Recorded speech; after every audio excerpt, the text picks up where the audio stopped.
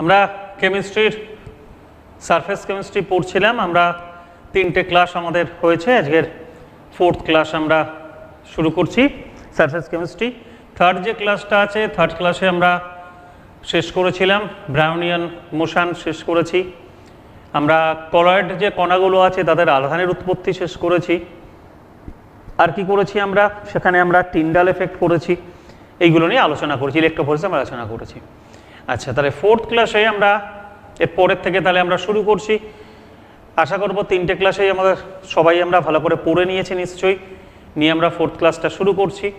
আচ্ছা, আমরা সেকেন্ড ক্লাসে আমরা বলেছিলাম ইমালসিফিকেশন বা যাকে বলা হয় ইমালশন, এই ধারণাটা আমাদের সবাইয়ের আছে। ইমালশন বা যাকে বলে আমরা পড়েছিলাম যে ইমালশন কিভাবে তৈরি করে, ইমালশন কারক কি জিনিস, এই ধারণাগুলো আমাদের আছে। আচ্ছা, এর উল্টোটা যাকে বলে ডি-ইমালসিফিকেশন। ডি-ইমালসিফিকেশন জিনিসটা কি? ইমালসিফিকেশন মানে ইমালশন তৈরি, তাহলে ডি-ইমালসিফিকেশন মানে কি? ইমালশনটাকে নষ্ট করে দেবো। যেমন দেখা যায় যে দুধের থেকে যে ক্রিমগুলো আছে, মানে ফ্যাট জাতীয় পদার্থগুলোকে যদি সরাতে হয়, ক্রিমগুলোকে যদি মেন ফ্যাটকে যদি সরাতে হয়, তাহলে সেটা কি সেন্ট্রিফিউজ। সেন্ট্রিফিউজ করা মানে কি, একটা পাত্রের মধ্যে একটা টিউব আছে, টিউবের মধ্যে ওই দুধটাকে নিয়ে তাকে যদি প্রচণ্ড স্পিডে ঘোরানো হয়, তাহলে ফ্যাট জাতীয় যে কণাগুলো আছে সেগুলো আস্তে আস্তে নিচের দিকে পড়বে। তাহলে ওই যে আমরা পড়েছি সেন্ট্রিফিউগাল ফোর্স, তো যখন প্রচণ্ড স্পিডে ঘুরবে ওর মধ্যে একটা সেন্ট্রিফিউগাল ফোর্স নিশ্চয়ই কাজ করে, যার জন্য কি হয়, ওখান থেকে ভারী বা ফ্যাটের যে কণাগুলো আছে সেগুলো থিতিয়ে পড়ে। তাহলে কোনো ইমালশন যে ছিল, ইমালশনটাকে নষ্ট হয়ে গেল করার পদ্ধতি, এটাকে বলে ডিমালসিফিকেশন। নষ্ট হওয়াকে বলে ডিমালসিফিকেশন।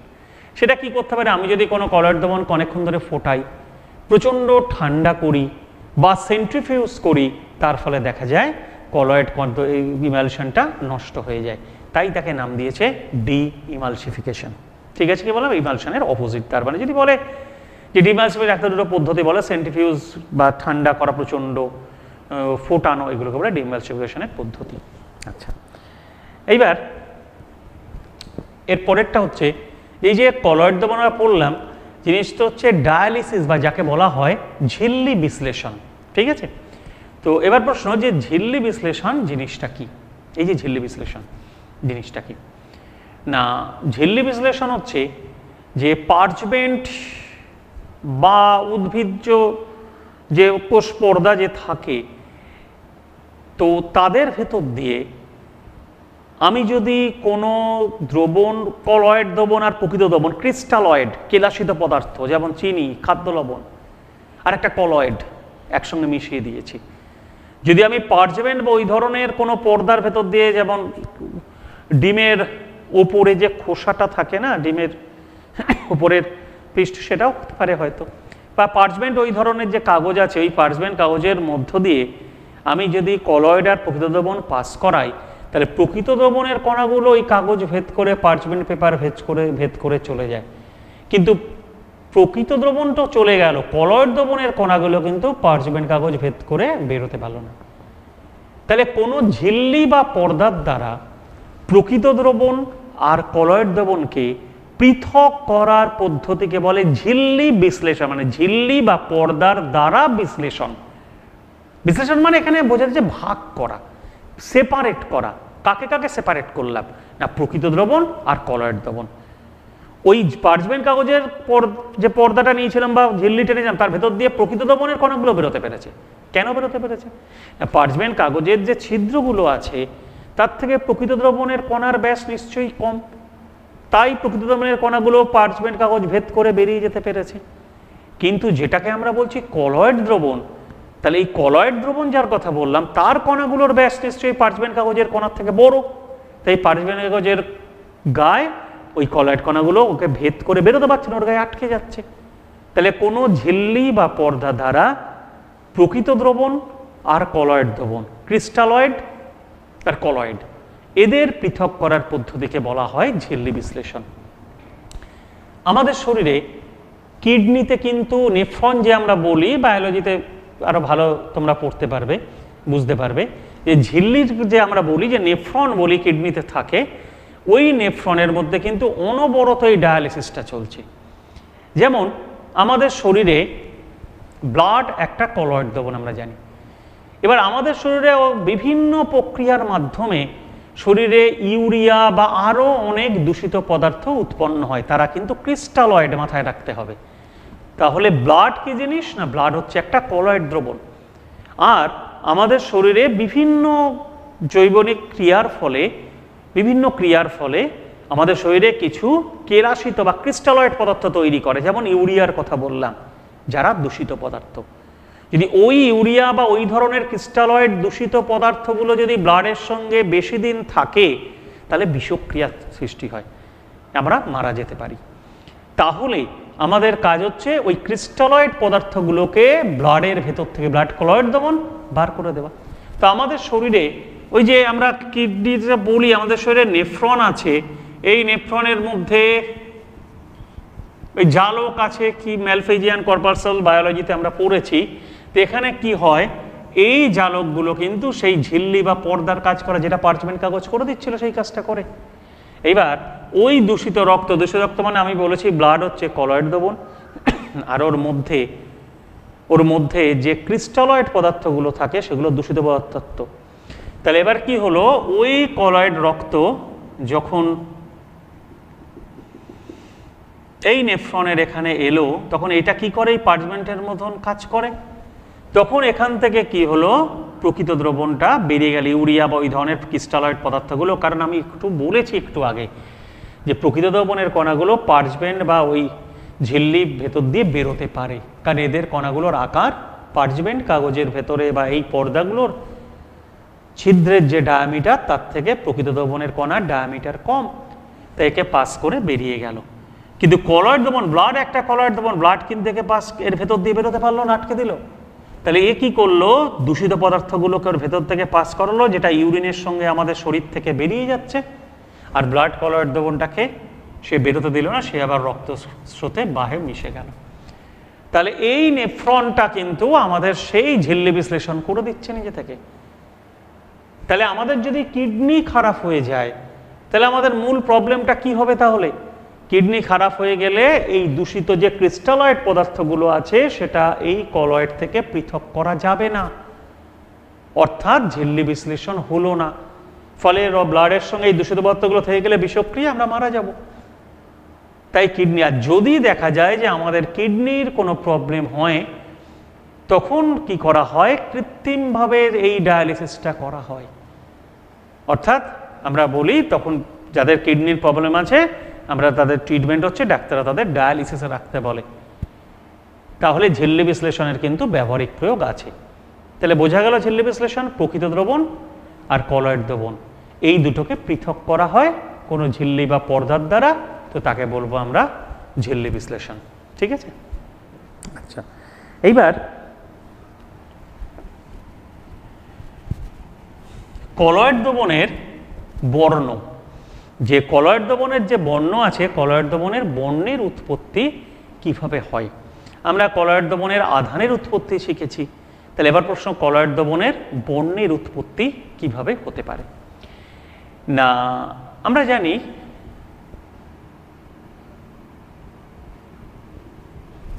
এই ভিবজিও, এদের শক্তি বেশি, তরঙ্গ দৈর্ঘ্য কম ভায়োলেট, আর এদের তরঙ্গ দৈর্ঘ্য বেশি কিন্তু শক্তি কম। তো একটা কলয়েড দ্রবণ,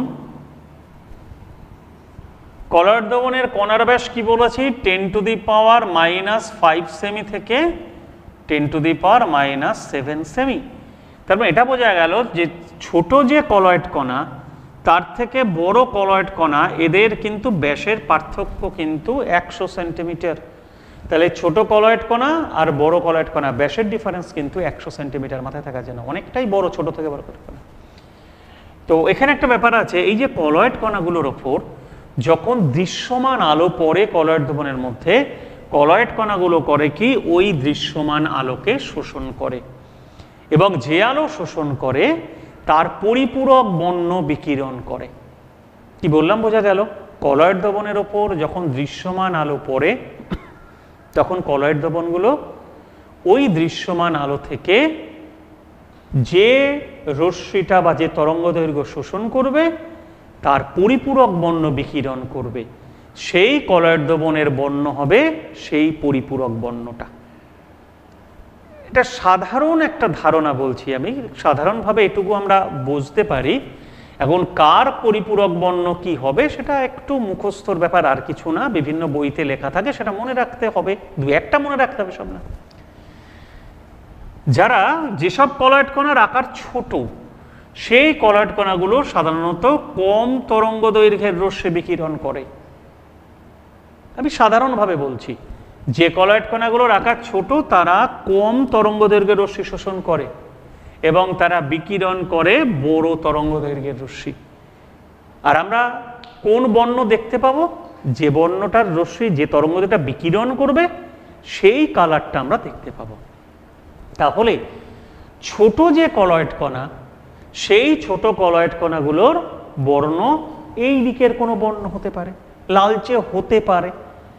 আবার যারা বড় আকারের কলয়েড কণা তারা বড় আকারের বড় তরঙ্গ দৈর্ঘ্যকে শোষণ করবে, আর তারা কমপ্লিমেন্টারি কালার হচ্ছে সাধারণত বড় তরঙ্গ দৈর্ঘ্যের কমপ্লিমেন্টারি কালার ছোট তরঙ্গ দৈর্ঘ্য, ছোট তরঙ্গ দৈর্ঘ্যের কমপ্লিমেন্টারি মানে পরিপূরক বর্ণ বড় তরঙ্গ। তাহলে যারা বড় কলয়েড কণা তারা বড় যে তরঙ্গ দৈর্ঘ্যর রশ্মি তাকে শোষণ করবে আর বিকিরণ করবে তাহলে এই জায়গায়। তার মানে ছোট কলয়েড কণার বর্ণ এই দিকে থাকবে, অরেঞ্জ, রেড, ইয়েলো এই দিকে থাকবে, আর বড় কলয়েড কণার বর্ণ ভায়োলেট, ইন্ডিগো, ব্লু বা এই জায়গাগুলো থাকবে। এটা মোটামুটি একটা ধারণা আমি দিলাম। তাহলে এবার যদি প্রশ্ন করে কলয়েড কণাগুলোর বর্ণের উৎপত্তি কিভাবে হয়, তাহলে আমরা বলতে পারবো যে কলয়েড কণাগুলো দ্রবণ এই ওপর যখন দৃশ্যমান আলো পড়ে তখন দৃশ্যমান আলো থেকে তারা কি করে, উপযুক্ত তরঙ্গ দৈর্ঘ্যের আলোকে শোষণ করে এবং যে আলো শোষণ করে তার পরিপূরক বর্ণ বিকিরণ করে, আর সেই পরিপূরক বর্ণটাই হবে কলয়েড দ্রবণের বর্ণ। ক্লিয়ার হয়েছে আমি যেটা বললাম? এইটা হচ্ছে কলয়েড দ্রবণের বর্ণের উৎপত্তি। ঠিক আছে? আচ্ছা, এইবার এই যে আমরা কলয়েড দ্রবণ বললাম, এই কলয়েড দ্রবণের এবার আমরা পড়ব স্থায়িত্বের কারণ কি। এই যে আমরা কলয়েড দ্রবণ পড়লাম, এই কলয়েড দ্রবণগুলোর স্থায়িত্বের কারণ কি? আচ্ছা, কলয়েড দ্রবণ বলতে আমরা দু রকমের কলয়েড দ্রবণ পড়েছি। একটা হচ্ছে দ্রাবক বিকর্ষী কলয়েড দ্রবণ, আর একটা হচ্ছে দ্রাবক আকর্ষী কলয়েড দ্রবণ। আমরা দু রকমের কলয়েড দ্রবণ পড়েছি। তো এই কলয়েড দ্রবণগুলোর স্থায়িত্বের মূল কারণটা কি? আচ্ছা, কলয়েড দ্রবণের স্থায়িত্বের আমি কারণ বলছি। প্রথম আমি যেটা বলছি, কলয়েড দ্রবণের মধ্যে ব্রাউনীয় গতি দেখা যায়। আমি আগের ক্লাসে আলোচনা করেছিলাম ব্রাউনীয় গতি। তাহলে কলয়েড দ্রবণের মধ্যে ব্রাউনীয় গতি দেখা যায়, আর ব্রাউনীয় গতি হচ্ছে কলয়েড দ্রবণের স্থায়িত্বের প্রথম কারণ, ব্রাউনীয় গতি। এখন কলয়েড দ্রবণগুলো তঞ্চিত হওয়া, তঞ্চন মানে থিতিয়ে পড়া। তো কলয়েড কণাগুলো কখন তঞ্চিত হতে পারে বা কিভাবে তঞ্চিত হয় না, কলয়েড দ্রবণের স্থায়িত্ব সম্বন্ধে আমি তাহলে আগে স্থায়িত্বটা বলে নিই, তারপরে তঞ্চনের ব্যাপারটা বলছি। স্থায়িত্বের প্রথম কারণ, কলয়েড কণাগুলোর মধ্যে ব্রাউনীয় গতি দেখা যায়, ফার্স্ট পয়েন্ট। 2 নম্বর পয়েন্ট, কলয়েড দ্রবণের মধ্যে সমচার্জ দেখা যায়, 2 নম্বর পয়েন্ট। 3 নম্বর পয়েন্ট হচ্ছে, এই 3 নম্বর পয়েন্টটা আগের যে দুটো পয়েন্ট বললাম সেটা দু ধরনের কলয়েডের ক্ষেত্রেই প্রযোজ্য, দ্রাবক আকর্ষীর ক্ষেত্রে প্রযোজ্য, আবার দ্রাবক বিকর্ষীর ক্ষেত্রে প্রযোজ্য।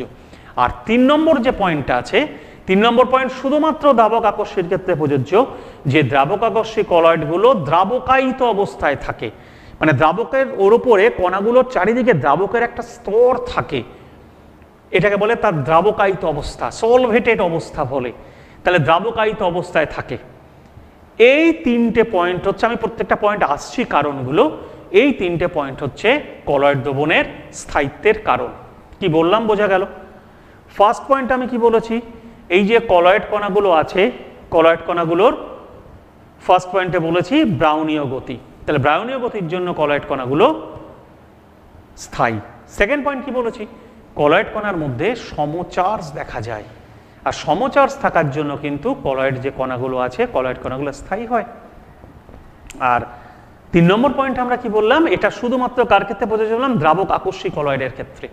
এই দ্রাবক আকস্মিক কলয়েডের ক্ষেত্রে বিস্তার মাধ্যম আর বিস্তৃত দশার প্রতি প্রবল আকর্ষণ বল কাজ করে, অর্থাৎ বিস্তৃত দশার কণাগুলি দ্রাবকায়িত অবস্থায় থাকে, এইটা হচ্ছে তার স্থায়িত্বের কারণ। এবার এই যে 3টে পয়েন্ট বললাম, এবার আমরা কারণগুলো দেখি। প্রথম পয়েন্ট হচ্ছে ব্রাউনীয় গতি।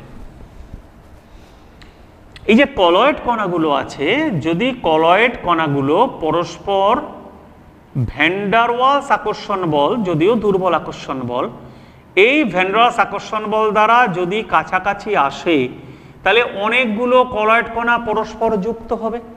আর অনেকগুলো কলয়েড কণা যদি পরস্পর যুক্ত হয়, তারা আকারে বড় হবে, ভারী হবে। আর তারা যদি ভারী হয়, তখন তারা নিচে কি হবে, থিতিয়ে পড়বে। তাহলে ফার্স্ট পয়েন্টে কি বললাম, যে কলয়েড কণাগুলো থিতিয়ে পড়বে কখন, যদি কলয়েড কণাগুলো কাছাকাছি আসে ভ্যান ডার ওয়ালস আকর্ষণ বলের দ্বারা।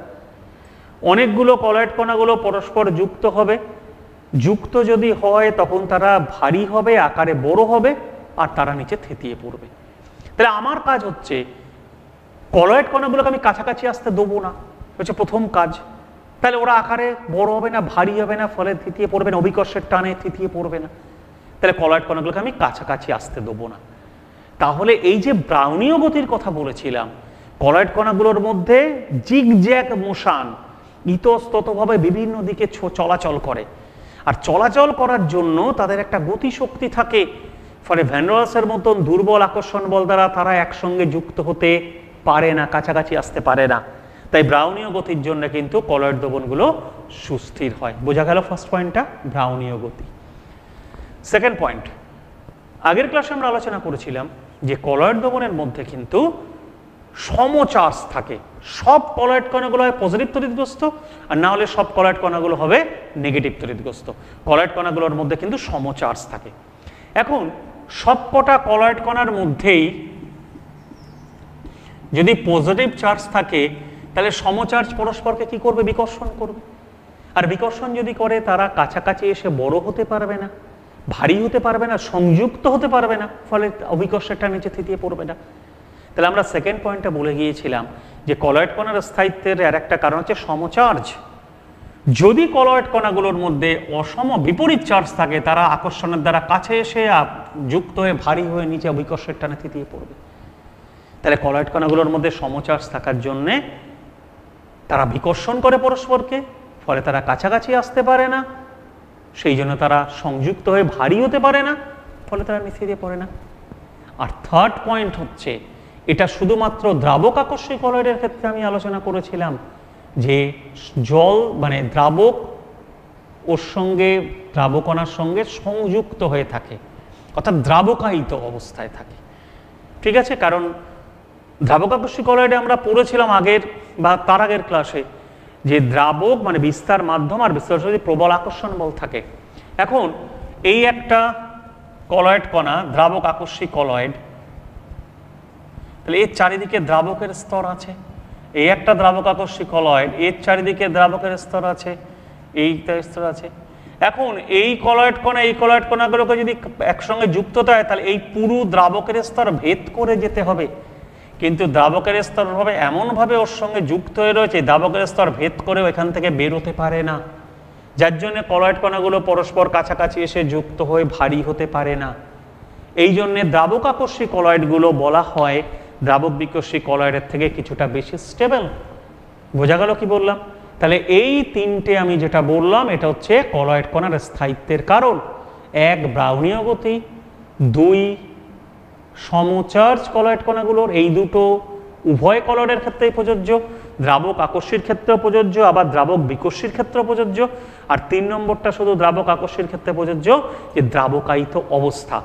ফলে বিস্তার মাধ্যম আর বিস্তৃত দশা, এই বিস্তৃত দশার চারিদিকে বিস্তার মাধ্যমে একটা পুরো স্তর থাকে, ওই স্তর ভেদ করে দ্রাবক কণাগুলো বেরিয়ে দুটো বিস্তৃত দশার কণাগুলো যুক্ত হয়ে ভারী হতে বড় হতে পারে না, তাই নিচে থিতিয়ে পড়ে না।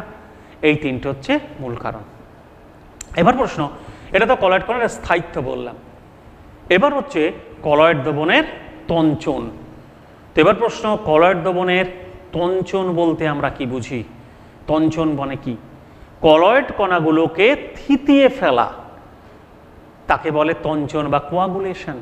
তাহলে কলয়েড দ্রবণগুলো দ্রবণের মধ্যে ছড়িয়ে রয়েছে, কলয়েড কণাগুলোকে নিচে থিতিয়ে ফেলা তাকে বলে কোয়াগুলেশন বা তঞ্চন। তাহলে এবার প্রশ্ন, আমি একটা কলয়েড দ্রবণকে নষ্ট করতে পারি কি করে, তাকে তঞ্চিত করতে পারি কি করে? না, কলয়েড কণাগুলোকে তঞ্চিত করতে গেলে প্রথম কাজ, এই কলয়েড কণার মধ্যে যে আধান আছে আমি যদি তার মধ্যে বিপরীত আধান যোগ করে দেই, তাহলে উল্টো বিপরীত আধান যদি একটু বেশি মাত্রায় যোগ করি, তাহলে এই বিপরীত আধান করবে কি কলয়েড দ্রবণের এটার সঙ্গে যুক্ত হবে, মানে এরা পরস্পর প্রশমিত হবে। ফলে এই কলয়েড কণাগুলো পরস্পরের বিপরীত আধান দ্বারা প্রশমিত হবে। যখন এদের মধ্যে চার্জ থাকবে না তখন ওদের মধ্যে বিকর্ষণ বল কাজ করবে না, ফলে তাদের মধ্যে ভ্যান রস আকর্ষণ বলের দ্বারা সেই চার্জ লেস যে পার্টিকণা কলয়েড কণা যে তারা পরস্পর সংযুক্ত হবে, পরপর ভারী হয়ে যাবে, হয়ে গিয়ে নিচে থিতিয়ে পড়বে। তাহলে কলয়েড দ্রবণকে তঞ্চন করতে গেলে কি বললাম পয়েন্টটা, কলয়েড দ্রবণের মধ্যে যে আধান আছে তার বিপরীত আধান ওর মধ্যে যোগ করতে হবে। আর বিপরীত আধান যোগ করলে কলয়েড দ্রবণগুলো ওই বিপরীত আধানকে সঙ্গে যুক্ত হবে, হয়ে প্রশমিত হবে। আর প্রশম কণাগুলো পরস্পরকে আকর্ষণ করবে ভ্যান রস আকর্ষণ বলের দ্বারা, ফলে তারা পরস্পর যুক্ত হয়ে ভারী হবে, অভিকর্ষের প্রভাবে নিচে থিতিয়ে পড়বে। বোঝা গেল কি বললাম? তাহলে ফার্স্ট পয়েন্ট বললাম, বা এটাই মূল পয়েন্ট, যে কলয়েড কণাকে থিতিয়ে ফেলতে গেলে তার বিপরীত আধান তার মধ্যে যোগ করতে হবে। এবার প্রশ্ন, ওই যে দ্রাবক আকর্ষী কলয়েড আছে, দ্রাবক আকর্ষী কলয়েডগুলোকে তঞ্চিত করা একটু কঠিন কাজ। কিরম কঠিন কাজ? কারণ দ্রাবক আকর্ষী কলয়েডগুলো যদি নিস্তরিত করে দেই আমি, তাও এরা দুজন কাছাকাছি যেতে চাইছে না। কেন যেতে চাইছে না? কারণ এর চারিদিকেও একটা দ্রাবকের স্তর আছে, আবার এর চারিদিকেও একটা দ্রাবকের স্তর আছে। এই দ্রাবকের স্তর ভেদ করে দুটো কণা কাছাকাছি যেতে পারছে না। তাহলে একটা কাজ করা যায়, কোনো বিশেষ পদার্থ বা একটা নিরোধক টাইপের কিছু যোগ করলাম। তারা করলো কি, এর চারিদিক থেকে এই দ্রাবকণাগুলোকে সরিয়ে দিল। যদি এর চারিদিকে এই দ্রাবকণাগুলোকে সরিয়ে দেওয়া যায়, তাহলে এই দুটো এবার পরস্পর কোথায় চলে যেতে পারে, কাছাকাছি যেতে পারে। তা নিরোধক বা অন্য কোনো দ্রাবক যোগ করবো, অন্য কোনো পদার্থ যোগ করবো, তারা কি করবে, ওই কলয়েড কণা যে বিস্তৃত দশা আছে তার চারিদিক থেকে বিস্তার মাধ্যমে স্তরটাকে সরিয়ে দেবে। যদি সরিয়ে দিতে পারে, তাহলে এই দুটো কণা পরস্পর এবার কাছাকাছি যেতে পারে। তার মানে দ্রাবক আকর্ষী যে কলয়েড আছে তাদের যদি আমাকে তঞ্চিত করতে হয়, তাহলে আমার দুটো কাজ, এক, তার চার্জটাকে প্রশমিত করে দিতে হবে, আর দুই, কি করতে হবে বললাম, ওর যে দ্রাবকের স্তরটা আছে সেই দ্রাবকের স্তরটাকে নষ্ট করে দিতে হবে। এটা করতে গেলে কি করতে হবে, কোনো বিশেষ পদার্থ প্রয়োগ করব আগে, যে কিনা ওর দ্রাবকের স্তরটাকে নষ্ট করে দেবে। আর 2 নম্বর পয়েন্ট কি বললাম, বাইরে থেকে ওর বিপরীত আধান যোগ করব, করলে হতে পারে। কিন্তু দ্রাবক আকর্ষী কলয়েডকে এই দুটো কাজ একই সঙ্গে করা যায়। আমি যদি প্রচুর বেশি পরিমাণে তড়িৎ বিশ্লেষ্য যোগ করি, তাহলে সেই তড়িৎ বিশ্লেষ্য এখানে দুটো কাজই করতে পারে। এই দ্রাবকের স্তরটাকে নষ্ট করতে পারে, আবার এই কলয়েড কণাগুলো তড়িৎগ্রস্ত হলে তাকে নিঃসরিত করে দিতে পারে। তাহলে এই অতিরিক্ত পরিমাণে তড়িৎ বিশ্লেষ্য যোগ করে দ্রাবক আকর্ষী কলয়েডে তঞ্চিত করাকে বলে সল্টিং আউট। খেয়াল থাকবে। তাহলে যদি বলে সল্টিং আউট কাকে বলে, না বলবো যে দ্রাবক আকর্ষী যে কলয়েডগুলো আছে তার মধ্যে অতিরিক্ত পরিমাণে তড়িৎ বিশ্লেষ্য যোগ করে ওই দ্রাবক আকর্ষী কলয়েডেরকে তঞ্চিত করব, এই ঘটনাকে বলা হয় সল্টিং আউট। এটা একটা শর্ট কোশ্চেনের জন্য করে রাখবে সবাই, যে সল্টিং আউট কি জিনিস। তাহলে আমরা শিখলাম যে তঞ্চন করতে গেলে কি কাজ করতে হবে, একটাই কাজ, বিপরীত আধান প্রয়োগ করতে হবে। ঠিক আছে, এবার এই যে তঞ্চন করব এই সংক্রান্ত সূত্র দিয়েছিলেন যে বিজ্ঞানী, তার নাম হচ্ছে সুলজে এবং হার্ডি, দুজন বিজ্ঞানী। এই কলয়েড দ্রবণের তঞ্চনের উপায়ের জন্যে একটা সূত্র আছে, সেই সূত্র দিয়েছিলেন দুজন বিজ্ঞানী, সুলজে আর হার্ডি। তাহলে এবার হচ্ছে কলয়েড দ্রবণের তঞ্চনের ওপর এই সূত্র দুটো। সুলজের নিয়মে বলা হয়েছে যে কোনো কলয়েড দ্রবণকে তঞ্চিত করতে গেলে ওই কলয়েড দ্রবণের বিপরীত আধান যোগ করতে হবে। কি বললাম আগে কথাটা, যে কোনো কলয়েড দ্রবণকে তঞ্চিত করতে গেলে ওই কলয়েড দ্রবণের মধ্যে যে আধান আছে তার বিপরীত আধান যোগ করতে হবে। বোঝা গেল কি বললাম? এটা হচ্ছে ফার্স্ট পয়েন্ট। যদি কলয়েড কণাটা যদি কলয়েড কণাটা পজিটিভ তড়িৎগ্রস্ত হয় তাহলে আমার বিপরীত কোনো আধান তার মধ্যে যোগ করতে হবে, আর যদি কলয়েড কণাটা নেগেটিভ তড়িৎগ্রস্ত হয় তাহলে আমাকে কোনো পজিটিভ আধান তার মধ্যে যোগ করতে হবে। তাহলে কোনো কলয়েড দ্রবণকে তঞ্চিত করতে গেলে তার বিপরীত তড়িতাধানের প্রয়োজন হবে, ফার্স্ট পয়েন্ট। এবার সেকেন্ড পয়েন্ট, সুলঝারে নীতির যে আধানের মান যত, ওই যে বিপরীত আধান যেটা দিয়েছি সেই বিপরীত আধানের মান যত বেশি হবে তার তঞ্চন ক্ষমতা তত বেশি হবে। কি বললাম বোঝা গেল? আবার আমি দুটো পয়েন্ট বলছি, ভালো করে শুনতে হবে। কোনো কলয়েড দ্রবণকে তঞ্চিত করতে গেলে সেই কলয়েড দ্রবণের মধ্যে যে আধান থাকবে তার বিপরীত আধান যোগ করতে হবে, ফার্স্ট পয়েন্ট। আর সেকেন্ড পয়েন্ট আমি কি বললাম, বিপরীত আধানের মান যত বেশি হবে তার তঞ্চন ক্ষমতা তত বেশি হবে। এই দুটো হচ্ছে সুলঝারে নীতি, ঠিক আছে? কি বললাম?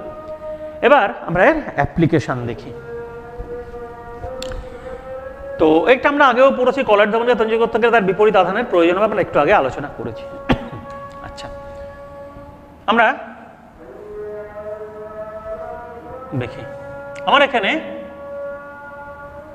ফেরিক হাইড্রক্সাইড সল্ট রয়েছে। তা আমরা সবাই জানি ফেরিক হাইড্রক্সাইড সল্ট কি ধরনের কলয়েড। ফেরিক হাইড্রক্সাইড সল্ট হচ্ছে পজিটিভ তড়িৎগ্রস্ত বা যাকে বলে ধনাত্মক কলয়েড হচ্ছে ফেরিক হাইড্রক্সাইড সল্ট। একে তঞ্চন করবো। তা সুলঝারির ফার্স্ট পয়েন্টে বলেছে কোনো কলয়েড দ্রবণকে তঞ্চিত করতে গেলে তার বিপরীত আধানের প্রয়োজন। কোনো কলয়েড দ্রবণকে তঞ্চিত করতে গেলে তার বিপরীত আধানের প্রয়োজন। তাহলে একে তঞ্চিত করতে গেলে আমাকে কতগুলো দেয়া হলো, হয়তো বলল KCl,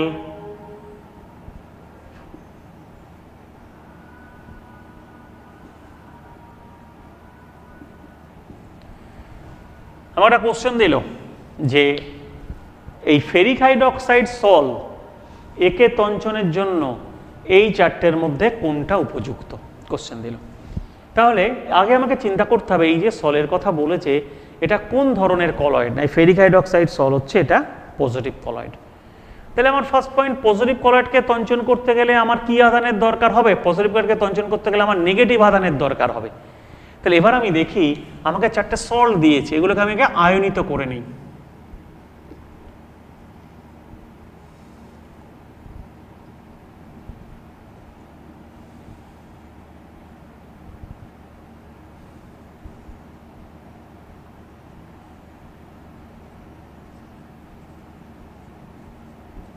এই তাহলে আমি এদের কি করলাম, আয়নিত করে নিলাম এই চারটাকে। K4 এফিসিয়েন্ট যে KCl কে ভাঙলাম, Na2SO4 কে ভাঙলাম, Na3PO4 কে ভাঙলাম, K4 এফিসিয়েন্ট হোলসিস কে ভাঙলাম, এই চারটে আমি আয়নিত করে নিলাম। তো এবার প্রশ্ন যে ফেরিক হাইড্রক্সাইড তো আমরা আলোচনা করেছি এটা পজিটিভ কলয়েড, আর পজিটিভ কলয়েডকে তঞ্চন করতে গেলে নেগেটিভ আধান দরকার।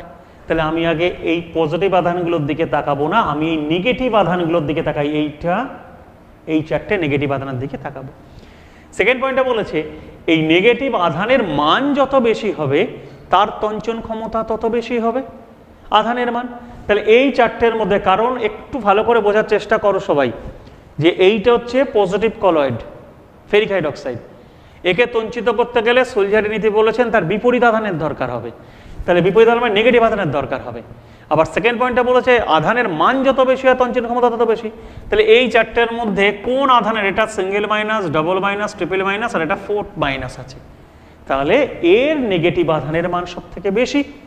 তাহলে এই সলটাকে তঞ্চন করতে গেলে এই লবণটাই তাহলে বেশি উপযুক্ত। এই নেগেটিভ আয়নগুলো কি করবে, পজিটিভ আয়নকে প্রশমিত করবে, প্রশমিত করার ফলে অনেকগুলো কলয়েড কণা পাশাপাশি চলে আসবে আকর্ষণের দ্বারা, কারণ ভ্যান ডের ওয়ালস কাজ করবে। সমচার্জ থাকলে বিকর্ষণে দূরে চলে যেত, যেই চার্জ প্রশমিত হয়ে যাচ্ছে তখন ভ্যান ডের ওয়ালস আকর্ষণ বলতে একটু একটু করে কাছে আসবে, ভারী হয়ে অবিকর্ষেরটা নিচে থিতিয়ে পড়বে। কি বললাম তাহলে বোঝা গেল? আবার আমায় কোশ্চেন দিল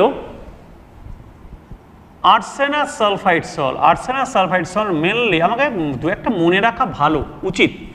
ফেরিক হাইড্রক্সাইড যদি কিছু না বলা থাকে আমি পজিটিভ কলয়েড ধরে নেব, আর্সেনাস সালফাইড যদি কিছু না বলে আমি নেগেটিভ কলয়েড ধরে নেব, যদি তারা কিছু না বলে তাহলে নেগেটিভ কলয়েড ধরে নেওয়া উচিত। আচ্ছা, তাহলে আর্সেনাস সালফাইড সল একে আমি তঞ্চন করব। বললো একে তঞ্চন করতে গেলে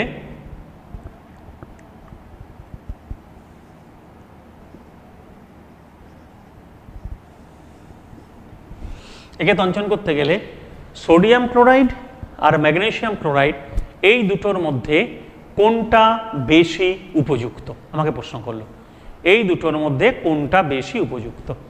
না আগে আমি দেখি আর্সেনাস সালফাইড কি ধরনের কলয়েড, না নেগেটিভ কলয়েড। তাহলে নেগেটিভ কলয়েডকে তঞ্চন করতে গেলে কোন আধান দরকার, পজিটিভ আধান দরকার। তাহলে আমাকে দুটো সল্ট দিয়ে দিয়েছে,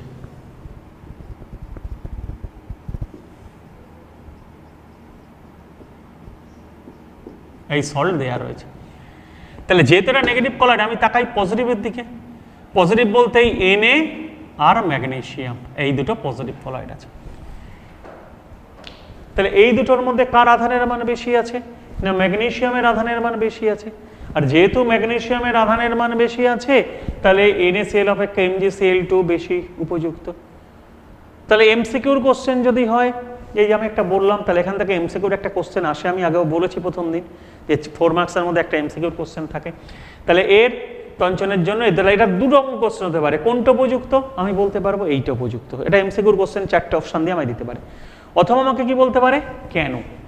এই কেন যদি বলে তখন 2 নম্বরের কোশ্চেন হতে পারে, তখন আমাকে লিখতে হবে ঠিক করে। আমি কি লিখবো তাহলে, যে আর্সেনাস সালফাইড হচ্ছে নেগেটিভ কলয়েড। সুলজিয়ারি নীতি অনুযায়ী নেগেটিভ কলয়েডকে তঞ্চনের জন্য তার বিপরীত আধান প্রয়োজন, এবং আধানের মান যত বেশি হয় তার তঞ্চন ক্ষমতা তত বেশি হয়। তাহলে NaCl এবং ম্যাগনেসিয়াম ক্লোরাইডে ধনাত্মক আধান হচ্ছে Na+ আর Mg2+। আগে কিন্তু সুলজিয়ারি বলে নিয়েছে যে বিপরীত আধান দরকার, তাই আমি দুটো কথা বলছি। যেহেতু সোডিয়াম অপেক্ষা ম্যাগনেসিয়ামের আধানের মান বেশি আছে, তাই এই কলয়েডটাকে তঞ্চনের জন্য Mg2+ আধানটা বেশি উপযুক্ত, মানে MgCl2 বেশি উপযুক্ত হয়েছে। কি বললাম, তাহলে কলয়েড কণাকে তঞ্চিত করতে গেলে আমার একটাই কাজ, ওর বিপরীত আধান যোগ করবো। এটা কি বোঝা গেল তো, বিপরীত আধান যোগ করলে কেন তঞ্চিত হবে, কারণ এই ম্যাগনেসিয়াম প্লাস এখানে আসবে, এই ম্যাগনেসিয়াম প্লাস সালফাইড অনেকগুলো কণা এর প্লাস মাইনাস এরম এর অনেকগুলো কণা আসবে, এমন আসবে যে পজিটিভ নেগেটিভ চার্জ সমান হয়ে যাবে, সে কটা আসবে, এটা 3টে হলো, এটা 2টো হলো। তাহলে এরা প্রশমিত হয়ে গেল নিস্তরিত। এরম আরেকটা যে নিস্তরিত জোটবদ্ধ হবে, তারা দুজন যদি নিস্তরিত দুজন হয় তাহলে পরস্পরকে ভ্যান আকর্ষণ বল দ্বারা আকর্ষণ করবে, করলে তারা যুক্ত হয়ে বড় হয়ে যাবে, ভারী হবে, ফলে নিচের দিকে থিতিয়ে পড়বে। এইটা হচ্ছে কলয়েডের তঞ্চন। তাহলে কলয়েড কণার স্থায়িত্ব আমরা পড়লাম, কলয়েড কণাগুলোকে কিভাবে তঞ্চন করবো নষ্ট করবো সেটা আমরা পড়লাম। এইবার এই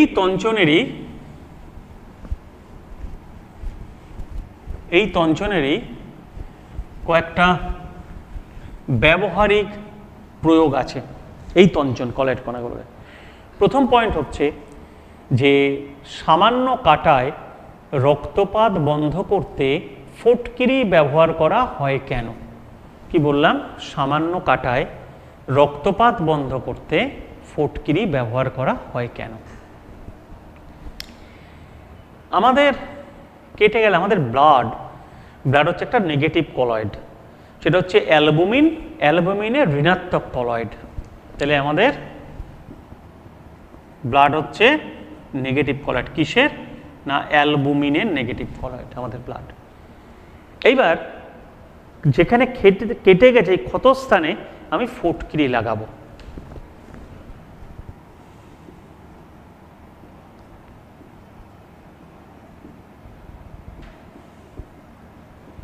এটা হচ্ছে ফটকিরির সংকেত, K2SO4 Al2SO4 3 আর 24H2, এটা ফটকিরির সংকেত। এই ফটকিরিটাকে বলা হয় অ্যালাম, ঠিক আছে। একযোজী এবং ত্রিযোজী ধাতুর, এটা যোজ্যতা এক, যুগ্ম সালফেট লবণ, এই দুটোই সালফেট। কি বললাম, একযোজী ও ত্রিযোজী ধাতুর যুগ্ম সালফেট লবণকে অ্যালাম বলে। ক্লিয়ার হয়েছে আমি কি বললাম। তাহলে এবার আমি করলাম কি, আমি ফটকিরি দিলাম এই ক্ষতস্থানে। এখন ফটকিরির মধ্যে ব্লাড বলেছি নেগেটিভ কলয়েড, আমি একটু আগে বলে দিলাম, এই যে লিখে দিয়েছি। ফটকিরির মধ্যে পজিটিভ আধান আছে K+Al3+। এখন এ দুটোর মধ্যে এর থেকে তঞ্চন ক্ষমতা অনেক বেশি, ঠিক আছে। কি বললাম, তাহলে এই যে ফটকিরি যদি ঘষি, ফটকিরির যে পজিটিভ কণাগুলো আছে, আয়নগুলো আছে, এই যে আয়ন, এগুলো কি করবে, রক্তের নেগেটিভ কলয়েড কণাগুলোকে প্রশমিত করবে। আগে বলেছি প্রশমিত করবে, কিন্তু কারণ পজিটিভ নেগেটিভ প্রশমিত করবে, করে তঞ্চিত করবে। এই প্রশমিত করে তঞ্চিত করে বলে, কারণ প্রশমিত করার পরে ওই নিস্তরিত কণাগুলো পরস্পরকে ভেন রোয়ালস বলের দ্বারা আকর্ষণ করবে, ফলে তারা যুক্ত হবে, ভারী হবে, অভিকর্ষের টানে নিচে থিতিয়ে পড়বে। তাহলে কথাটা কি বললাম, যে ব্লাড হচ্ছে নেগেটিভ কলয়েড, ব্লাডের মধ্যে অ্যালবুমিনের ঋণাত্মক কলয়েড কণা থাকে। ক্ষতস্থানে যদি ফটকিরি লাগাই তাহলে ফটকিরির মধ্যে ধনাত্মক আধান আছে, লিখে দিয়েছে এই ধনাত্মক আধান আছে। এই ধনাত্মক আধানগুলো রক্তের যে নেগেটিভ কলয়েড কণাগুলো তাদের প্রশমিত করে, তঞ্চিত করে, ফলে কাটা জায়গার ওপর ওই কলয়েড কণাগুলো জমে একটা ওই যেগুলো তঞ্চিত হচ্ছে, থিতিয়ে পড়েছে, সেগুলো একটা আস্তরণ তৈরি করবে, ফলে রক্তপাত বন্ধ হয়ে যাবে। তাহলে কেন রক্তপাত বন্ধ হয় ফটকিরি দিলে আমরা শিখলাম, এটাও কিন্তু সেই তঞ্চনের ব্যাপার। সেকেন্ড পয়েন্ট হচ্ছে তঞ্চনেরই আর কিছু প্রয়োগ। সেকেন্ড পয়েন্ট হচ্ছে নদীর মোহনায় বদ্বীপ সৃষ্টি হয় কেন? নদীর মোহনায় বদ্বীপ সৃষ্টি হয় কেন? মোহনা মানে যেখানে নদীটা গিয়ে কোথায় মেশে? সমুদ্রে মেশে। আচ্ছা, নদীর জল কিন্তু একটা কলয়েড দ্রবণ। নদীর জলের মধ্যে কি থাকে? পলি, বালি, কাদা প্রভৃতি কলয়েড কণাগুলো মিশে রয়েছে, ঠিক আছে? কি বললাম? এবং সেগুলো হচ্ছে নেগেটিভ কলয়েড, মনে রাখতে হবে। তাহলে নদীর জল কি ধরনের কলয়েড? না, নদীর জল হচ্ছে নেগেটিভ কলয়েড। কার নেগেটিভ কলয়েড? পলি, বালি, কাদা। প্রমাণ কি? যদি কলয়েড না হতো কণাগুলো থিতিয়ে পড়তো। আবার নদীর জলকে যদি আমরা একটা কোনো পাত্র করে নদীর জল রেখে দেই, তাহলে আজ যদি আমি রেখে দেই, কালও দেখবো নদীর জল সে কালো ঘোলা জল সেটাই রয়েছে। কিছু অদ্রাব্য পদার্থ থিতিয়ে পড়েছে, কিন্তু অ্যাকচুয়াল জলটা পরিষ্কার না, একদম সে কলয়েড কণাগুলোই জলের মধ্যে মিশে রয়েছে। এইবার সেই নদীর জল হচ্ছে তাহলে একটা নেগেটিভ কলয়েড। নদীর জল পলি, বালি, কাদা প্রভৃতি ঋণাত্মক কলয়েড কণা দিয়ে নদীর জল তৈরি। এইবার নদীর জল সমুদ্রে গিয়ে মিশছে, সমুদ্রে গিয়ে মিশছে, নদীর জল সমুদ্রে যাচ্ছে। এখন সমুদ্রের জলে বিভিন্ন আয়ন আছে, সোডিয়াম ক্লোরাইড, পটাশিয়াম ক্লোরাইড, এই লবণগুলো থাকে, ব্রোমাইড, আয়োডাইড লবণগুলো থাকে। তাহলে সমুদ্রের জলের মধ্যে যে আয়নগুলো আছে, এখানে পজিটিভ আয়নও প্রচুর আছে, NaCl আছে, KCl আছে। নদীর জল যখন সমুদ্রের মোহনায় আসে, তখন নদীর জলের যে কলয়েড কণাগুলো, সেগুলো সমুদ্রের জলের যে ধনাত্মক আধানগুলো আছে, সেই ধনাত্মক আধান দ্বারা প্রশমিত হয়ে তঞ্চিত হয়। তাহলে যদি তঞ্চিত হয়, তাহলে ওখানে পলি, বালি জমতে জমতে এক সময় এখানে কিছুটা অংশ পলি, বালি, কাদা জমে যাবে। জমে যাওয়ার ফলে নদীর জলটাকে কি করবে? তারা আটকাতে শুরু করবে, বা কারণ পলি, বালি জমতে জমতে একটা বাধা সৃষ্টি করবে। ফলে নদীর জলটাকে যেই আটকাবে, নদীর জল কি হয়ে যাবে? দুটো ভাগে ভাগ হয়ে যাবে। তার মানে ওখান থেকে যেতে যেতে যদি কোনো বাধা পায়, ও সরে যাবে। জল তো জল এগিয়ে যাবে, কিন্তু যেরকম সরে যাবে। তার মানে কার আকার ধারণ করছে এটা যদি লক্ষ্য করো, তাহলে দেখবে বয়ের আকার কল্পনা করতে হবে ধারণ করেছে। তাহলে নদীর মোহনায় বদ্বীপ সৃষ্টি হয়। তো নদীর মোহনায় বদ্বীপ সৃষ্টি হয় কিভাবে বললাম? নদীর জল হচ্ছে কলয়েড দ্রবণ। নদীর জলের মধ্যে পলি, বালি, কাদা প্রভৃতি কলয়েড কণাগুলো মিশে আছে, এবং সেগুলো ঋণাত্মক কলয়েড। যখন নদীর জল সমুদ্রে গিয়ে মেশে, তখন সমুদ্রের জলে বিভিন্ন আয়ন আছে, সেই আয়নগুলো নদীর জলের কলয়েড কণাগুলোকে প্রশমিত করে তঞ্চিত করে, ফলে সেখানে বদ্বীপ সৃষ্টি হয়। অনেকটা বয়ের মতন, কারণ দুটো ভাগে ভাগ হয়ে গেলে বয়ের মতনই লাগে, তার মানে বদ্বীপ। এই জন্য বলছে ডেল্টা বা বদ্বীপ সৃষ্টি হয়। এটাও তঞ্চনের ব্যাপার। আবার এই যে আমরা নদীর ঘোলা জল, এই যে বিভিন্ন পাইপ ওয়াটার সাপ্লাই যেগুলো আছে, ঠিক আছে, আমরা যে ট্যাপ ওয়াটার বলি, পাইপ ওয়াটার সাপ্লাই আছে, যেখানে কি করে নদীর জল বিশুদ্ধ করে আমাদের খাওয়ায়। বিভিন্ন জল আছে, যেমন ব্যারাকপুরের পলতায় আছে, বা বিভিন্ন জায়গায় আছে। তো তারাও কিন্তু এই কাজটাই করে। তারা কি করে? কোনো অ্যালাম মেশায়, ফেরিক অ্যালাম বা অন্য কোনো অ্যালাম মেশায়। তো অ্যালাম মেশালে সেই কি হয়, ওই নদীর জল, নদীর ঘোলা জল পরিষ্কার করতেও আমরা ফটকিরি ব্যবহার করতে পারি। সেই একই কারণ, কারণ নদীর জল কি ধরনের কলয়েড? Negative colloid. ওর মধ্যে আমি একটু ফটকিরি মিশিয়ে একটু নাড়িয়ে দেবো, তাহলে ফটকিরির মধ্যে কি ধনাত্মক আধানগুলো আছে, এই যে পটাশিয়াম, অ্যালুমিনিয়াম আমি লিখেছি একটু আগে, সংকেত ছিল এখানে লেখা, আমি লিখেছিলাম। তাহলে ওই কলয়েড কণা, ওই নদীর জলের যে নেগেটিভ কলয়েড কণাগুলো আছে, আমি যখন ফটকিরি মেশালাম, ফটকিরির মধ্যে যে ধনাত্মক আধান আছে পটাশিয়াম, অ্যালুমিনিয়াম, ওগুলো নদীর জলের কলয়েড কণাগুলোকে প্রশমিত করে তঞ্চিত করে, ফলে জলটা একদম পরিষ্কার হয়ে যায়, কলয়েড কণাগুলো সব নিচে থিতিয়ে পড়ে যায়। আমি যদি এই ঘটনাটা করি আধ ঘন্টা বা 40 মিনিট রেখে দিই, একটু নাড়িয়ে 2 মিনিট মতো নাড়াতে হয়, রেখে দেই, তাহলে ওই পলি বালি কাদা সব নিচে থিতিয়ে পড়বে ওই ফটকিরির জন্য। ফলে জল একদম ট্রান্সপারেন্ট ক্লিয়ার, একদম টিউবওয়েলের জল যখন আমরা প্রথম অবস্থায় তুলি একদম পরিষ্কার, পুরো পরিষ্কার জল পাবো আমরা। তাহলে এটাও কিন্তু তঞ্চনের একটা ঘটনা, যে নদীর ঘোলা জল পরিষ্কার করতে আমরা কেন ফটকিরি ব্যবহার করি। খেয়াল থাকবে কথাটা, এই কারণে নদীর ঘোলা জল পরিষ্কার করতে আমরা ফটকিরি ব্যবহার করি। পরের পয়েন্টটা হচ্ছে যে কটরেল অধক্ষেপক। ঠিক আছে, এই কটরেল অধক্ষেপক জিনিসটা কি?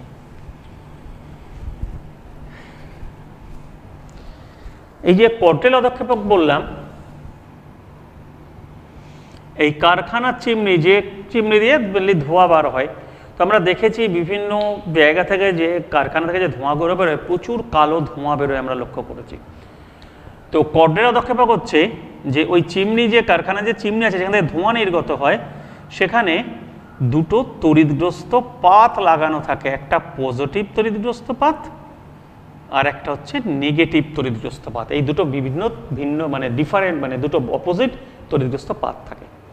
এইবার এই যে ধোঁয়া আসে বেরোয়, ধোঁয়া হচ্ছে আমরা জানি একটা কলয়েড দ্রবণ, কিন্তু ধোঁয়া, সেই ধোঁয়ার মধ্যে পজিটিভ তড়িৎগ্রস্ত কলয়েড থাকতে পারে, আবার সেই ধোঁয়ার মধ্যে নেগেটিভ তড়িৎগ্রস্ত কলয়েডও থাকতে পারে। তাহলে ধোঁয়ার মধ্যে পজিটিভ বা নেগেটিভ যে কোনো তড়িৎগ্রস্ত কলয়েড থাকতে পারে ধোঁয়ার মধ্যে। তাহলে ধোঁয়ার মধ্যে যদি পজিটিভ তড়িৎগ্রস্ত কলয়েড থাকে, সেই কলয়েডগুলো করবে কি, এই যে নেগেটিভ যে পাত আছে সেই নেগেটিভ পাতে তঞ্চিত হবে, নেগেটিভ পাতের আকর্ষণ এখানে তঞ্চিত হবে। আর যদি ধোঁয়ার মধ্যে যে কোনো এক রকমের থাকে, আমি বলেছি কলয়েড ধোঁয়ার মধ্যে একসঙ্গে দুরকম থাকবে না, যদি নেগেটিভ তড়িৎগ্রস্ত পাত থাকে, এই কলয়েড কণা থাকে, সেগুলো এই পজিটিভ পাতের গায়ে গিয়ে তঞ্চিত হবে। ফলে এখান থেকে যে ধোঁয়াটা বেরোবে, ধোঁয়ার মধ্যে কিন্তু কোনো কলয়েড কণা থাকবে না, ফলে সেই ধোঁয়ার বায়ু দূষণ ক্ষমতা অনেকটা কমে যাবে। তাহলে কটরেল অধক্ষেপক দিয়ে কী করা হয়? বায়ু দূষণ কমানো। ধোঁয়ার ভেতর থেকে কাকে টেনে নেওয়া হয়? ধোঁয়ার ভেতর থেকে কলয়েড কণাগুলোকে টেনে নেওয়া হয় এই কটরেল অধক্ষেপকের দ্বারা। ফলে ধোঁয়ার মধ্যে কলয়েড কণা থাকবে না, ফলে বায়ু দূষণ ক্ষমতা কী হবে? অনেক কমে যাবে। কেন এই যে বায়ু দূষণ, এই কলয়েড কণাগুলো থাকে বলেই তো গ্লোবাল ওয়ার্মিং হতে পারে। মানে কার্বন ডাইঅক্সাইডও দায়ী, কিন্তু এই কণাগুলো অনেকটা দায়ী এই গ্লোবাল। যদি এই কণাগুলো দূষিত কণা না থাকে, আমাদের যে অ্যাজমার প্রবলেম হয় সেটা এই কণাগুলো, কলয়েড কণাগুলো থেকে আসতে পারে। গ্লোবাল ওয়ার্মিংয়ের জন্য কিছুটা এই কলয়েড কণা থেকে আসতে পারে। তাহলে এগুলোকে যদি বায়ুতে কম যায়, তাহলে সেখানে অনেকটা কিন্তু সুবিধা হবে, আমাদের এই অ্যাজমার প্রবলেমটা কমে যাবে, গ্লোবাল ওয়ার্মিংটা তাহলে অনেকটা কমে যাবে। এটাও কিন্তু কলয়েডের সেই তঞ্চন। আবার কৃত্রিম বৃষ্টিপাত ঘটানো যায়, কারণ কৃত্রিম বৃষ্টিপাত কি ঘটানো যায়? এই যে মেঘ একটা কলয়েড দ্রবণ বলেছিলাম, যে আমরা গ্যাসের মধ্যে তরলের যে কলয়েড দ্রবণ বলেছিলাম সেটা হচ্ছে মেঘ বলেছিলাম। গ্যাসের মধ্যে তরল বা মেঘ এরোসল বলেছিলাম। যে মেঘের মধ্যে কি থাকে? মেঘের মধ্যে থাকে জলীয় বাষ্প। আর কি থাকে? ওই মেঘ যখন ওই জলীয় বাষ্পগুলো যখন ঘনীভূত হয়, তখন কিছু ধূলিকণা বা কলয়েড কণাকে নিয়ে ঘনীভূত হয়। এখন মেঘের মধ্যে, তাহলে বায়ুর মধ্যে যে জলীয় বাষ্পগুলো ভেসে আছে, এই বায়ুর মধ্যে জলীয় বাষ্প ভেসে আছে, তার মধ্যে কিছু কলয়েড পার্টিকেলও রয়ে গেছে, মানে তড়িৎগ্রস্ত কলয়েড পার্টিকেল, ধূলিকণা যেগুলো আছে রেখে গেছে। এখন এই মেঘের মধ্যে যে কলয়েড কণাগুলো থাকবে, হয় পজিটিভ থাকবে নয় নেগেটিভ থাকবে, যে কোনো এক প্রকার থাকবে। যা থাকবে উপর থেকে কী করব, তার প্লেনে করে গিয়ে তার বিপরীত তড়িৎগ্রস্ত কণা এর উপর স্প্রে করে দেওয়া হয়। তাহলে বিপরীত তড়িৎগ্রস্ত কণা কী করে? কণাগুলোকে কী করে? কণাগুলোকে প্রশমিত করে। ফলে তারা ভারী, মানে একসঙ্গে যুক্ত হয়ে যায়, ভ্যান আকর্ষণ বলের দ্বারা যুক্ত হয়ে ভারী হয়ে যায়, ভারী হয়ে নিচে থিতিয়ে পড়ে। তাহলে মেঘের মধ্যে কি আছে? কলয়েড কণা আছে। সেই কলয়েড কণাগুলো হয় পজিটিভ না নেগেটিভ। আগে পরীক্ষা করে দেখা হয় কী ধরনের কলয়েড কণা আছে। যে ধরনের কলয়েড কণা থাকবে তার উপরে তার বিপরীত আধানগ্রস্ত কলয়েড কণা স্প্রে করে দেওয়া হবে। স্প্রে করে দিলে কি হয়ে যাবে? তাহলে এরা প্রশমিত হয়ে তঞ্চিত হবে, ফলে বৃষ্টিরূপে জলীয় বাষ্পগুলো বৃষ্টিরূপে নিচে পড়ে যাবে। তাহলে এই যে আমি ঘটনাগুলো বললাম, এই ঘটনাগুলো সবই কিন্তু কিসের ঘটনা? তাহলে এই ঘটনাগুলো সবই কিন্তু কলয়েডের তঞ্চনের ঘটনা। তাহলে এটা গেল কলয়েডের তঞ্চন। আচ্ছা, আমরা বলেছি দ্রাবক আকর্ষী আর দ্রাবক বিকর্ষী দু রকমের কলয়েডের কথা আমরা পড়েছি। দ্রাবক আকর্ষী আর দ্রাবক বিকর্ষী। তো কারা বেশি স্টেবল? দ্রাবক আকর্ষী যে কলয়েড কণাগুলো আছে, দ্রাবক আকর্ষী কলয়েড কণাগুলো বেশি স্টেবল কলয়েড দ্রবণ, আর দ্রাবক বিকর্ষী কলয়েড দ্রবণ কম স্থায়ী। তো দ্রাবক আকর্ষী যে কলয়েড দ্রবণগুলো আছে সেই দ্রাবক আকর্ষী কলয়েড দ্রবণের আর একটা কাজ হচ্ছে ওরা দ্রাবক বিকর্ষী কলয়েডকে স্টেবিলিটি দান করে। তাহলে কোনো দ্রাবক আকর্ষী বিকর্ষী কলয়েডের মধ্যে যদি আমি কোনো দ্রাবক আকর্ষী কলয়েড যোগ করি, তাহলে ওই দ্রাবক আকর্ষী কলয়েডটা দ্রাবক বিকর্ষী কলয়েডকে অনেক স্টেবিলিটি দান করে। একে বলে দ্রাবক আকর্ষী কলয়েডের সংরক্ষণ ক্ষমতা। কি বললাম বোঝা গেল? দ্রাবক বিকর্ষী কলয়েডগুলো সহজে তঞ্চিত হয় মানে তৃতীয় পড়ে। যদি কোনো দ্রাবক বিকর্ষী কলয়েডের মধ্যে দ্রাবক আকর্ষী কলয়েড কণা দেই, তাহলে দ্রাবক বিকর্ষী কলয়েড কণাগুলো সহজে তঞ্চিত হয় না, দ্রাবক বিকর্ষী কলয়েড কণাগুলোর স্টেবিলিটি বা স্থায়িত্ব বৃদ্ধি পায়। এইটাকে বলা হয় দ্রাবক আকর্ষী কলয়েডের সংরক্ষণ ক্ষমতা। এই দ্রাবক আকর্ষী কলয়েডের যে সংরক্ষণ ক্ষমতা, কেন সংরক্ষণ করতে পারে? কারণ দ্রাবক বিকর্ষী কলয়েডের মানে দ্রাবকের সঙ্গে কোনো সংযোগ ছিল, মানে দ্রাবক বিস্তার মাধ্যম আর বিস্তার দশার মধ্যে আসক্তি কম ছিল। দ্রাবক আকর্ষী কলয়েডগুলো কি করে? দ্রাবক আকর্ষী কলয়েডের মধ্যে একটা স্তর সৃষ্টি করে কণার চারিদিকে। স্তর সৃষ্টি করার জন্য তাদের মধ্যে কিছু স্টেবিলিটি চলে আসে। মানে দ্রাবক আকর্ষী যেমন স্তর, যেমন ওই কলয়েড কণাগুলো ওই দ্রাবকটা গিয়ে ওই দ্রাবক কণার উপরে একটা স্তর তৈরি করে, ফলে ওই স্তর ভেদ করে ওরা সহজে থিতিয়ে পড়তে পারে না। তাহলে দ্রাবক আকর্ষী কলয়েডের যে তঞ্চন ক্ষমতা, এই দ্রাবক আকর্ষী কলয়েডের তঞ্চন ক্ষমতা বলবো না, দ্রাবক আকর্ষী কলয়েডের সংরক্ষণ ক্ষমতা। এই দ্রাবক আকর্ষী কলয়েডের সংরক্ষণ ক্ষমতা প্রকাশ করা হয় যে সংখ্যা দ্বারা, তাকে বলে স্বর্ণ সংখ্যা বা ইংরেজিতে বলে গোল্ড নাম্বার। তাহলে এবার প্রশ্ন, স্বর্ণ সংখ্যা বা গোল্ড নাম্বার কাকে বলে? তাহলে কি বললাম? দ্রাবক বিকর্ষী কলয়েডগুলোর স্থায়িত্ব কম, দ্রাবক আকর্ষী কলয়েডগুলোর স্থায়িত্ব বেশি। দ্রাবক বিকর্ষী কলয়েডের মধ্যে যদি আমি দ্রাবক আকর্ষী কলয়েডকে মেশাই, তাহলে দ্রাবক বিকর্ষী কলয়েডের স্থায়িত্ব বৃদ্ধি পায়। তাহলে দ্রাবক আকর্ষী কলয়েডের আর একটা গুণ কি বললাম? দ্রাবক বিকর্ষী কলয়েডের স্থায়িত্ব বৃদ্ধি করে। এইটাকে বলে দ্রাবক আকর্ষী কলয়েডের সংরক্ষণ ক্ষমতা। কিন্তু সব দ্রাবক আকর্ষী কলয়েডের সংরক্ষণ ক্ষমতা সমান নয়, কারোর সংরক্ষণ ক্ষমতা বেশি, কারোর সংরক্ষণ ক্ষমতা কম। তাহলে দ্রাবক আকর্ষী কলয়েডের সংরক্ষণ ক্ষমতা পরিমাপ করা হয় যে রাশি দ্বারা, তাকে বলে গোল্ড নাম্বার বা স্বর্ণ সংখ্যা। কি বললাম বোঝা গেল? দ্রাবক আকর্ষী কলয়েড তার সংরক্ষণ ক্ষমতা সেটা পরিমাপ করা হয় যে রাশি দ্বারা, তাকে বলে গোল্ড নাম্বার বা স্বর্ণ সংখ্যা। এবার প্রশ্ন, স্বর্ণ সংখ্যা কাকে বলে সেটা একটু দেখে নিই। স্বর্ণ সংখ্যা হচ্ছে 10 ml প্রমাণ গোল্ড সল্ট নিলাম, 10 ml প্রমাণ গোল্ড সল্ট নিল, এটা হচ্ছে 0.0053 থেকে 0.0058% গোল্ড সল্টকে বলে প্রমাণ গোল্ড সল্ট। তাহলে 10 ml প্রমাণ গোল্ড সল্ট নিলাম, এর মধ্যে 1 ml 10% NaCl দ্রবণ যোগ করলাম। যেই 10 ml প্রমাণ গোল্ড সল্ট নিয়েছি, কারণ কিছু একটা মাপ বার করতে গেলে একটা প্রমাণ কিছু নিয়েই কোনো একটা পরিমাপ নির্দিষ্ট করতে হয়, কোনো একটা একক কিছু বার করতে গেলে। তাহলে 10 ml প্রমাণ গোল্ড সল্ট নিয়েছি, তার মধ্যে 1 ml 10% NaCl যোগ করেছি। করলে দেখছি এই গোল্ড সল্ট যেটা ছিল, গোল্ড সল্টের কালার ছিল লাল। গোল্ড সল্টের কণার আকার ছোট, ছোট আকারের কণা ছোট তরঙ্গদৈর্ঘ্য নিয়েছিল, তাই তার কালার ছিল লাল। যেই 1 ml 10% NaCl নিয়েছি, গোল্ড সল্টের কালারটা হয়ে যাচ্ছে নীল। কেন আমি বলেছিলাম ছোট কলয়েড কণার আকার লাল হয়, কেন লাল আমি একটু আগে দেখিয়ে দিয়েছিলাম। এই তরঙ্গ নিচ্ছে, ছাড়ছে এইটা, তাই এটা রেড। আর এ কি করছে? এই তরঙ্গ নিচ্ছে, যেটা ছাড়ে সেটাই তার কালো, এটা ভায়োলেট বা ইন্ডিগো, একই ব্যাপার। আমাদের ইন্ডিগোর প্রতি এটা বেশি, নীলের প্রতি আসক্তিটা বেশি চোখের। তাহলে ছোট আকারের কলয়েড কণার তার বর্ণ রেড, আর বড় আকারের কলয়েড কণা, সোনার কলয়েড কণার রং হচ্ছে ভায়োলেট বা ইন্ডিগো মানে নীল। তাহলে গোল্ড সল্টের কালার ছিল লাল, যেই আমি ওর মধ্যে 1 ml 10% NaCl দ্রবণ যোগ করলাম, কালারটা দেখি লাল থেকে নীল হয়ে যাচ্ছে। কেন নীল হয়ে যাচ্ছে? তাহলে এখানে বোঝা গেল, তাহলে গোল্ড সল্টের কণার আকার বড় হয়ে যাচ্ছে, নিশ্চয়ই তারা প্রশমিতায় তাহলে তঞ্চিত হয়ে যুক্ত হয়ে যাচ্ছে, যুক্ত হয়ে আকারে বড় হয়ে যাচ্ছে। তাহলে যোগ করলে পরিবর্তন লাল থেকে নীল হয়।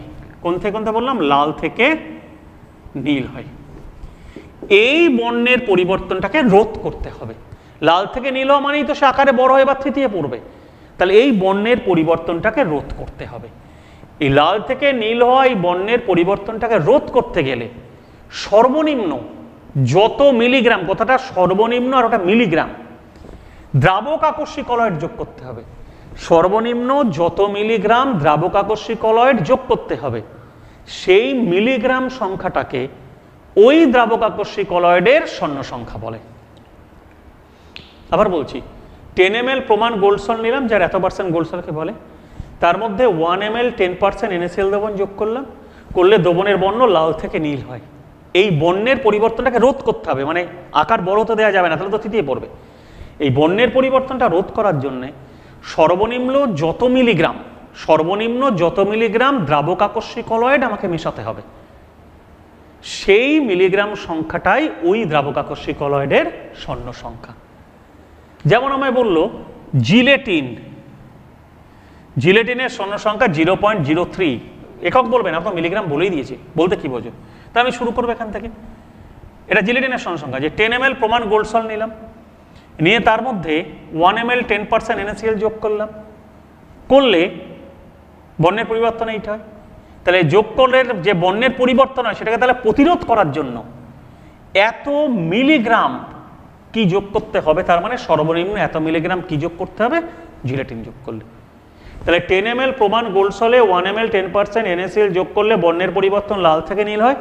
এই পরিবর্তন রোধ করার জন্য কি লাগবে না 0.03 সর্বনিম্ন 0.03 গ্রাম কি যোগ করতে হবে? জিলেটিন যোগ করতে হবে। এটাই বোঝায়। আর একটা পয়েন্ট, যার স্বর্ণ সংখ্যা যত কম হবে তার সংরক্ষণ ক্ষমতা তত বেশি। একজনের স্বর্ণ সংখ্যা 0.03 আর একজনের 0.01, তার মানে এর 0.3 দিয়ে সংরক্ষণ করা হয়েছে আর এর 0.1 দিয়ে সংরক্ষণ, তার মানে এর কম দিয়েই সংরক্ষণ করতে পেরেছে। কেন পেরেছে? নিশ্চয়ই তাহলে এর সংরক্ষণ ক্ষমতা বেশি, তাই পরিমাণে কম লাগছে। তাহলে এখানে শিখলাম যার স্বর্ণ সংখ্যা যত কম হবে তার তঞ্চন ক্ষমতা, বলছি তার সংরক্ষণ ক্ষমতা তত বেশি হবে। ক্লিয়ার হচ্ছে কি বললাম? তাহলে আমরা 4th ক্লাস এখানে শেষ করলাম। আমাদের চ্যাপ্টারটা প্রায় শেষ হয়ে গেছে, সামান্য কিছু বাকি আছে, খুব সামান্য কিছু কোশ্চেন বাকি আছে। পরের ক্লাসে আমি সেই কোশ্চেনগুলোর সম্বন্ধে আলোচনা করে দেবো, খুব অল্প। এবার আমাদের কাজ হচ্ছে পুরো চ্যাপ্টারটা ভালো করে পড়ে ফেলা, কারণ না পড়লে আমি পরের ক্লাসে যে কোশ্চেন কয়েকটা আলোচনা করব, কারণ চ্যাপ্টার প্রায় আমার শেষ হয়ে গেছে, 2-1টা কোশ্চেন বাকি আছে, আর সেটা আমি পরের ক্লাসে আলোচনা করব। কিন্তু তার আগে তোমরা সবাই চ্যাপ্টারটা ভালো করে পড়ে ফেলো, তাহলে আমার পরের ক্লাসে কোশ্চেনগুলো কিছু আলোচনা করতে সুবিধে হবে। ঠিক আছে, সবাইকে ধন্যবাদ।